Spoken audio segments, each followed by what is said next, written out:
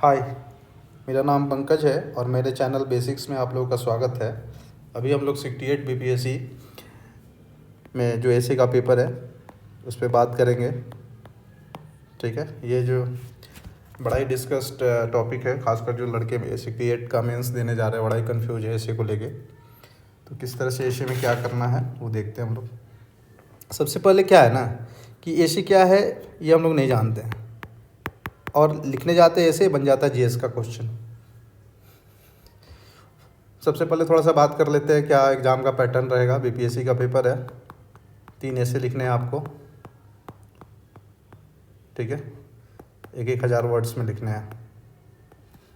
तो 9 से 11 page, 9 page या 11 से 11 पेज में हार्डली आप लिखोगे। और आपको एनी हाउ 180 से लेके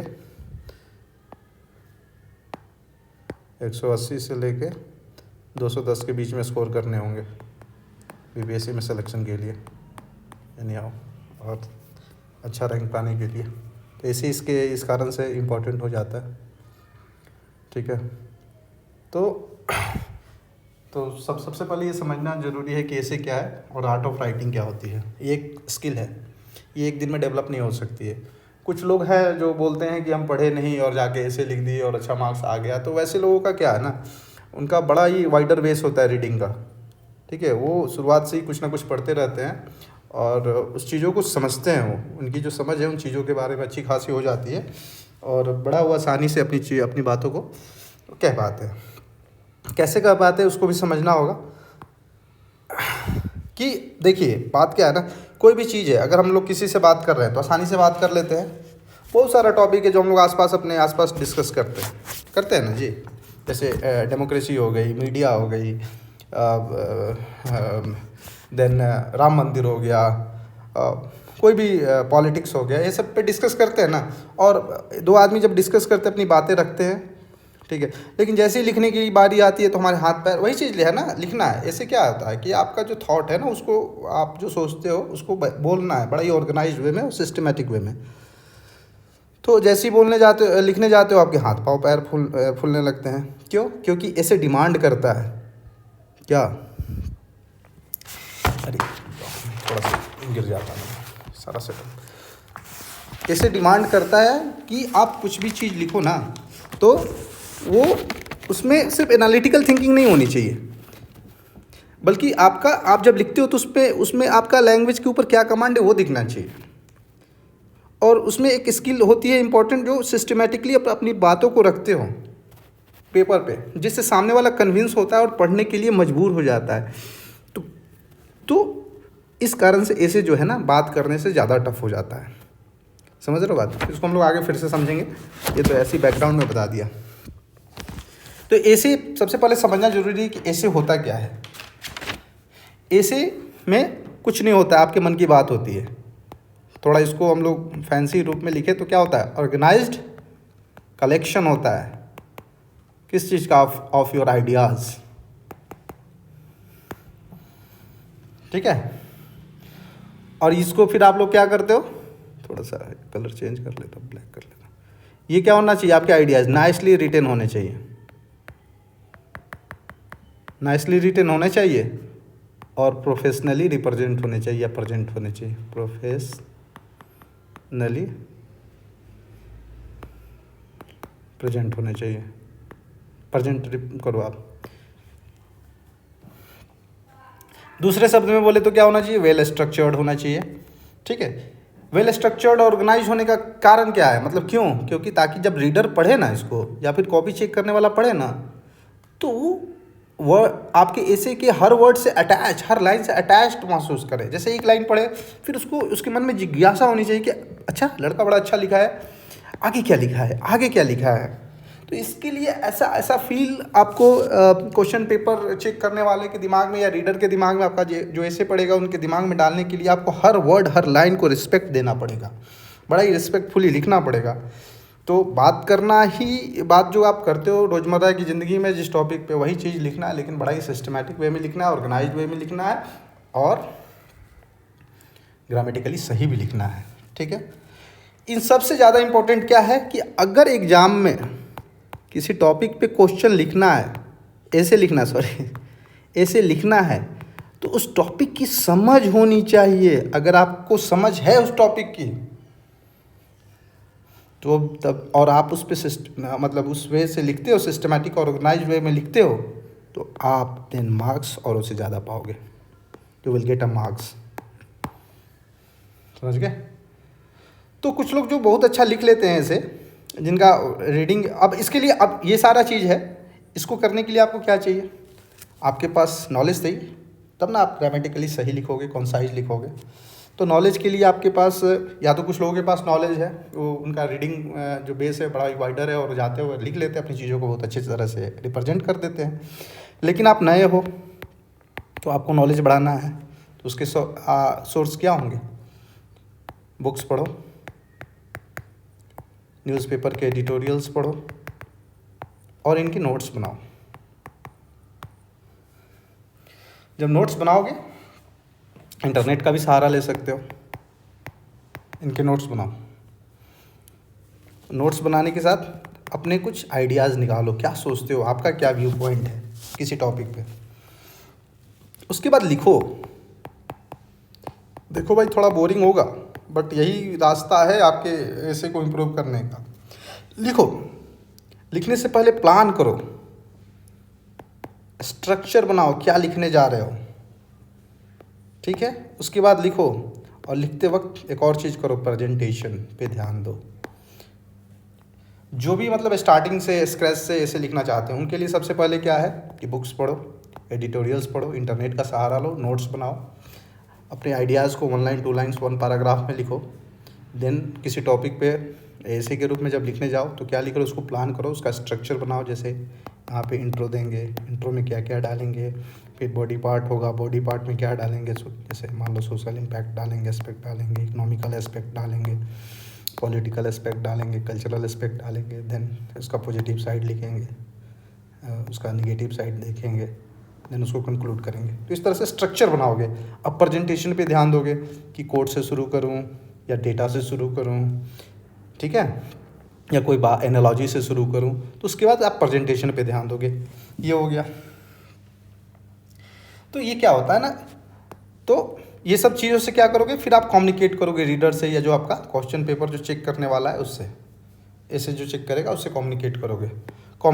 तो रीडर क्या क्या चेक करेगा, अब रीडर के माइंड से भी, जो आपका ऐसे चेक करेगा उसके माइंड से भी समझना होगा। वो आपका एक्यूरेसी चेक करेगा, किस चीज़ का, आप जो डेटा डाल रहे हो ऐसे में, तो वो आपको सही करना होगा। एप्रोप्रिएटनेस चेक करेगा, जो भी आप आर्गूमेंट दे रहे हो लॉजिकल है कि नहीं, जो भी बातें कह रहे हो लॉजिकल है कि नहीं। इससे क्या होगा, रीडर आपके तरफ अट्रैक्ट होगा आपके ऐसे को पढ़ने के लिए। उसके थ्रू आपके ऐसे के थ्रू वो आपको जानने का प्रयास करेगा। आपकी राइटिंग क्लियर होनी चाहिए, एम्बिगुअस नहीं होनी चाहिए। आप जो कहना चाह रहे हो ना वो क्लियर होनी चाहिए, तो एम्बिग्यूटी नहीं होनी चाहिए। आपकी बातें कॉन्साइज होनी चाहिए। ये सब क्वालिटी है एक अच्छे ऐसे का, जिसको बोलते हैं ना ब्रेविटी कॉन्साइज होनी चाहिए। उसके बाद करेक्टनेस होनी चाहिए। अब करेक्टनेस मतलब ग्रामर, सेंटेंस फॉर्मेशन, और आपकी थॉट की क्लैरिटी होनी चाहिए। सब चीज़ लिखे अच्छा, लेकिन एम्बिग्यूस अलग चीज़ है, क्लैरिटी अलग चीज़ है। जब आप लिखोगे 2 4 10 ऐसे, तब आपको समझ में आएगी। क्लैरिटी होनी चाहिए, कंसिस्टेंसी होनी चाहिए। कंसिस्टेंसी मतलब ऊपर से जो आप बात कर रहे हो ना, वही चीज़ आप कह रहे हो, उसके डिफरेंट एस्पेक्ट्स को कह रहे हो, वो लिंक्ड हैं। समझ में आ रहा है पढ़ने वाले को नहीं, वो लड़का जो है वो एक कंसिस्टेंट वे में अपनी चीज़ों को कह रहा है। नेगेटिव चीज़ भी कह रहा है तो क्यों कह रहा है उसको पता है, या वो लिख के बता रहा है। तो ये सारी चीज़ें आपके एक अच्छे ऐसे की क्वालिटी है। फिर से बता देता हूँ कि अगर एग्जामिनर को माइंड को समझ के लिखना है, रीडर के माइंड को समझ के लिखना है, तो आपका ऐसे का डेटा एक्यूरेट होना चाहिए, आपकी बातें अप्रोप्रिएट होनी चाहिए, आपकी बातें एम्बिगुअस नहीं होनी चाहिए, क्लियर होनी चाहिए। उसके बाद कंसाइज होनी चाहिए आपकी बातें, ठीक है। करेक्टनेस होनी चाहिए आपके लैंग्वेज में, ग्रामर का यूज करना होगा, अच्छे वर्ड्स का यूज करना होगा। क्लैरिटी ऑफ थॉट्स होनी चाहिए आपका ऐसे पूरा होल राइटिंग कंसिस्टेंट होना चाहिए। जो आप कह रहे हो वो बातें क्लियर कह रहे हो, ठीक है। एक होता है कॉन्क्रीट, ठोस कह रहे हो अपनी बातें, ठीक है। ये सब चीज़ें हैं। इसके लिए आपको डेवलप करना पड़ेगा लैंग्वेज स्किल्स। लैंग्वेज स्किल एक दिन का चीज़ तो है नहीं। लैंग्वेज स्किल जो है वो एक दिन का चीज़ नहीं है। अब जिनके पास है उनकी बात नहीं कर रहा, तो जिनके पास नहीं है उनकी बात कर रहा हूँ। तो अगर इसे आप लिखते हो तो एक चीज़ और करना पड़ेगा कि अगर इसे के टॉपिक को आपने समझ लिया तो आपका मेन आइडियाज़ क्या है ना, उसको एक जगह लिख लो। ये भी एक तरीका हो सकता है।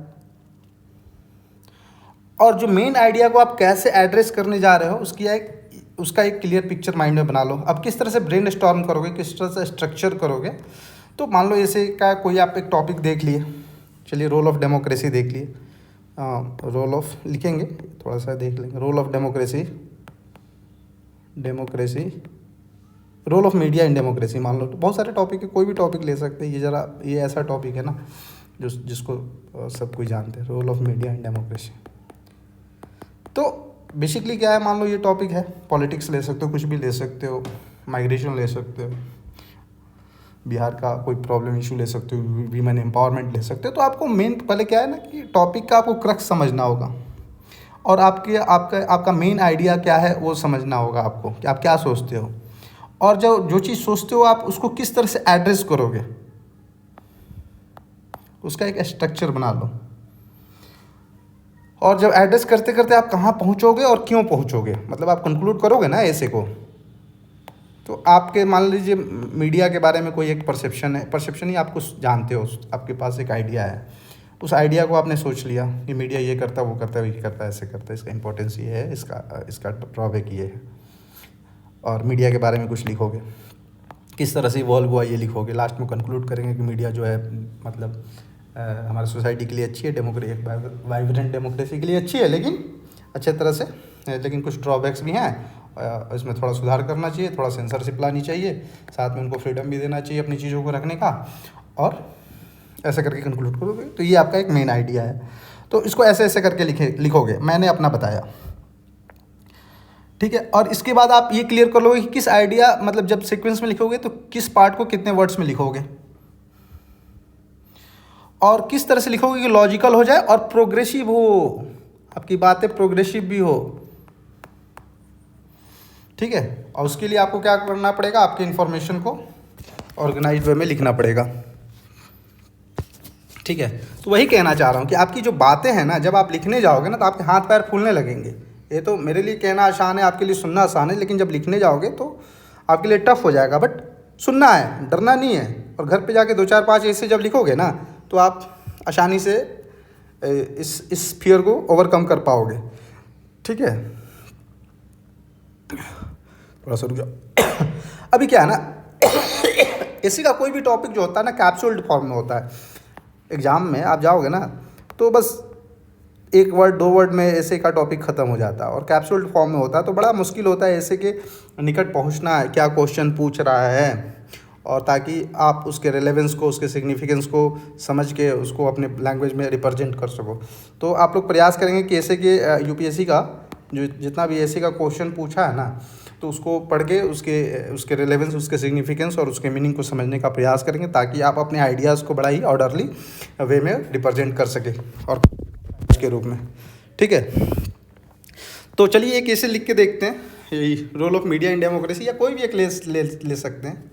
लिख के नहीं देखते, मतलब एक ड्रॉ करते कि किस तरह से लिखना होगा तो लिखेंगे।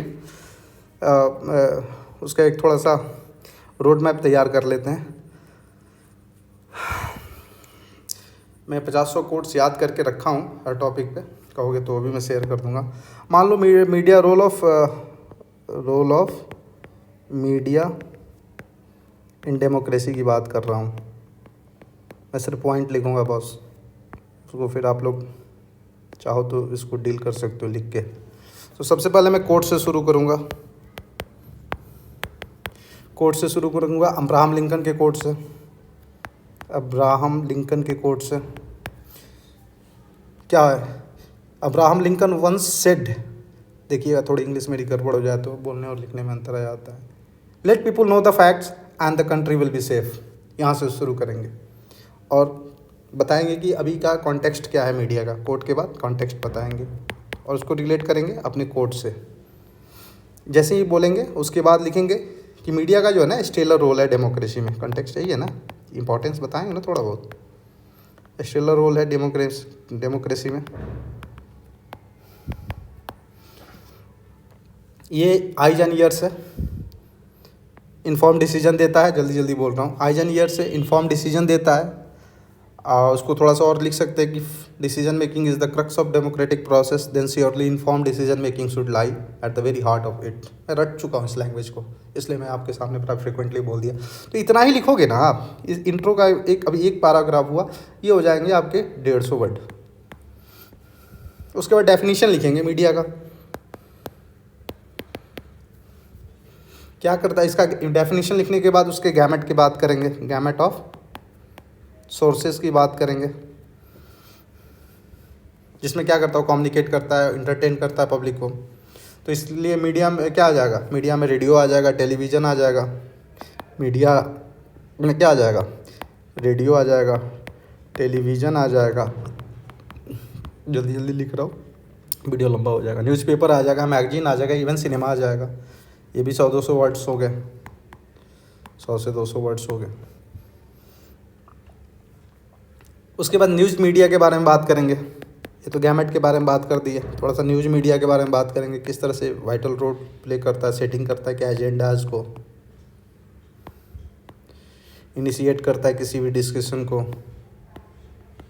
वेरियस इशूज़ का, जो कि नेशनल इम्पोर्टेंस के लिए, जो नेशनल इम्पोर्टेंस रखता है इशू, इनकरेज करता है एक्सचेंज ऑफ आइडियाज़ को। न्यूज़ मीडिया यही ना करता है। ये भी हो गए 100 वर्ड्स। लोगों से वेरियस ओपिनियन लेता है, डेमोक्रेटिक इथोस को बढ़ाता है।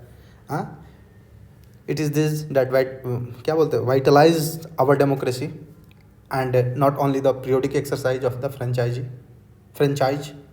ठीक है, इस तरह से ये लिखेंगे। डेफिनेशन में ये आ गया 2 पैराग्राफ। बताएंगे कि कंस्ट्रक्टिव आउटलेट है फॉर द सिटीजन्स। ठीक है, ना ही गवर्नमेंट के पॉलिसीज़ को सिर्फ क्रिटिसाइज़ करता है, रादर ये उनको सजेशन भी देता है, आइडियाज़ भी देता है, उनके अच्छे पॉलिसी को अप्रिसिएट भी करता है। ये भी एक पैराग्राफ में आप लिख सकते हैं। ठीक है, ये एडमिनिस्ट्रेशन पे बात करता है। ठीक है, तो बोल सकते हैं ना, it is because of this reason, इन सब कारणों के साथ। अब इसको कंक्लूड करेंगे अपने इस वाले पार्ट को, ऊपर वाले पार्ट को, कि कारणों के कारण डेमोक्रेसी जो है ना फ्री और वाइब्रेंट है। नहीं, कैसे लिखेंगे, it is because of this reason that in every true democracy there is a free and vibrant media that contributes to the better governance. मतलब गवर्नेंस में इसके रोल को बताएंगे। तो इस तरह से आप इनिशिएट करोगे। थोड़ा मैं उसको बताने जाऊंगा तो बहुत ज़्यादा ये हो जाएगा। उसके बाद लास्ट में थोड़ा कम मैं बता देता हूँ कि किस तरह से इवॉल्व हुआ। इवॉल्व में पास्ट में इसका क्या रोल था, अभी इसका क्या रोल है, मॉडर्न ट्रेंड में क्या इसका है, किस तरह से सोशल मीडिया साइट्स के कारण और डिजिटल प्लेटफॉर्म के कारण, इंटरनेट के आने के कारण डेमोक्रेसी चेंज को, मीडिया का रोल जो है डेमोक्रेसी में चेंज हुआ, ये सब आप लिखोगे। ग्लोबलाइजेशन का भी क्या इम्पोर्टेंस है वो लिखोगे। इस तरह से बहुत सारा वर्ड हो जाएगा। उसके बाद कंक्लूड कर दोगे, कंक्लूड करके बताओगे कि किस तरह से ये फ़ायदेमंद है, किस तरह से नुकसानदायक है, और क्या करना चाहिए, किस तरह की सेंसरशिप लगानी चाहिए, किस तरह से इस तरह से सेंसरशिप लगानी चाहिए कि मीडिया फ्री भी रहे और ज़्यादा प्रेशर में ना आए, और साथ में डेमोक्रेसी भी हमारा वाइब्रेंट रहे। और इसके बाद आप उसको कंक्लूड कर दोगे। तो इस तरह से हम लोग अपने एशे को कंप्लीट कर लेंगे। तो देखिए, इसमें इतना ही था। ये तो मैंने जल्दीबाजी में एक वीडियो बनाया, ज़रूरत पड़ेगी तो हम लोग लाइव ऐसे लिखेंगे जो टॉपिक आप लोग कहेंगे। मेरा भी एग्ज़ाम है, इसलिए मैंने जल्दीबाजी में बना के आप लोगों को दे दिया कि थोड़ा सा भी आइडिया मिल जाए। और ये जो वीडियो है 69th BPSC, 68th BPSC, UPSC, UPPCS, जहाँ भी ऐसे का, पटना हाई कोर्ट में भी ऐसे शायद लिखना है, तो उन लोगों के लिए बड़ा ही फ़ायदेमंद है। और इस तरह से आप सोचिएगा ना तो बहुत सारे आइडियाज आते हैं। बिलीव में ये एक स्किल है, देखने में थोड़ा अच्छा नहीं लगेगा, बट आपको करोगे तो धीरे धीरे ये चीज़ आपको आपके अंदर डेवलप होगी और एक अच्छा आप ऐसे लिख पाओगे। ठीक है, और भी तरीके हैं ऐसे लिखने के। ज़्यादा कुछ समझ में नहीं आए तो कुछ नहीं करना है, टॉपिक को समझना है, और वही व्हाट, व्हेन, व्हाई, हाउ लगा देना है टॉपिक में। सब पे 200, 250 वर्ड्स लिख देना है। यहाँ पे थोड़ा इंट्रो आ जाएगा। ये सबसे आसान, मतलब पहले मैं जब ये प्रैक्टिस नहीं किया था तो मैं क्या करता था ना, मैं टॉपिक को समझ जाता था इंग्लिश, मतलब इंग्लिश क्या, कोई भी टॉपिक की अंडरस्टैंडिंग अच्छी हो तो आप भी कर सकते हो। तो जैसे मान लीजिए मीडिया पे ही बात की हम लोग, ठीक है, कॉन्टेक्स्ट बात किए, ठीक है, इसमें थोड़ा इंट्रो बात कर लिए, अब इसमें व्हाट क्या है, अभी क्या चल रहा है, व्हाट के बाद व्हेन लगा दिए, अभी व्हेन में मतलब एंशिएंट से लेके मॉडर्न तक की बात कर ले, हाउ कैसे, इसमें सारे सोशल पॉलिटिकल इकोनॉमिक एस्पेक्ट्स को देख लिए, ठीक है, व्हेन वाई क्यों इम्पोर्टेंट है, इसके नेगेटिव और पॉजिटिव एस्पेक्ट्स को देख लिए डेमोक्रेसी में, और देन कंक्लूड कर दिए। इसी सब के चीज़ों को थोड़ा थोड़ा रख के कि ये भी चीज़ है, ये भी चीज़ है, और ये चीज़ें होनी चाहिए, और आप वहाँ पे कोट दे सकते हो तो कोट दे दो, ठीक है, या कोई एक एनालॉजी दे दो। तो ये भी एक तरीका है इसे लिखने का, what when how why context intro और कंक्लूजन। तो मैं स्टार्टिंग में यही करता था। जब कुछ नहीं समझ में आए तो ये तो पक्का काम करता है, ठीक है। धन्यवाद। आप लोग लिखो, कोई फीडबैक हो तो बताओ, थोड़ा लाइक शेयर और सब्सक्राइब भी कर दो यार। और बड़ा जल्दीबाजी में वीडियो बनाया है क्योंकि बहुत लोगों का डिमांड भी था। सो धन्यवाद, बाय, टेक केयर।